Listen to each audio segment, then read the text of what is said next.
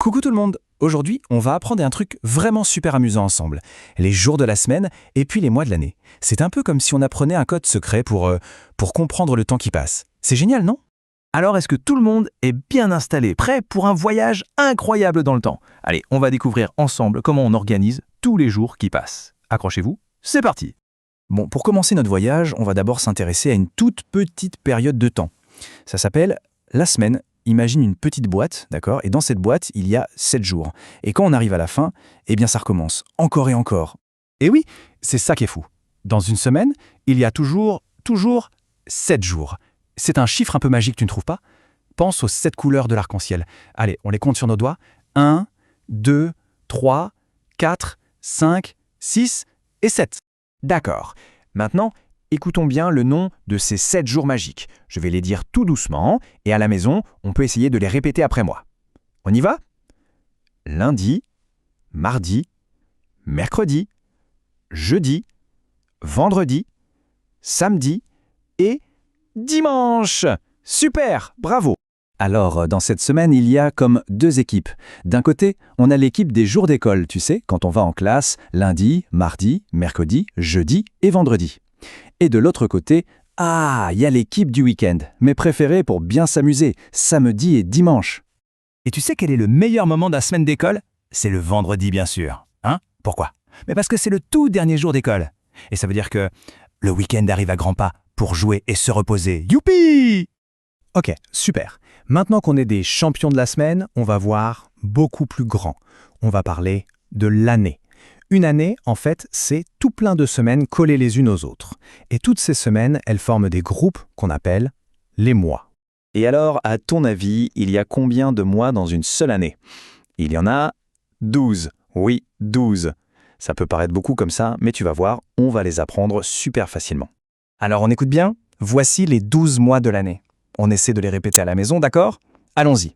Janvier, février, mars, avril, mai, juin, juillet, août, septembre, octobre, novembre et le dernier, décembre. Et ce qui est vraiment génial avec les mois, c'est qu'ils ne se ressemblent pas tous. Non, non. Ils sont rangés en 4 grandes familles, un peu comme des équipes. On appelle ça les saisons. Et dans chaque saison, eh bien, le temps dehors, la météo, est différent. On commence avec la première saison, l'hiver. Brrr, oui, c'est la saison où il fait bien froid. C'est pendant les mois de décembre, janvier et février. Mais, heureusement, c'est aussi en décembre qu'on a la fête la plus magique de toutes, Noël. Juste après le froid de l'hiver, hop, la nature se réveille. C'est le printemps.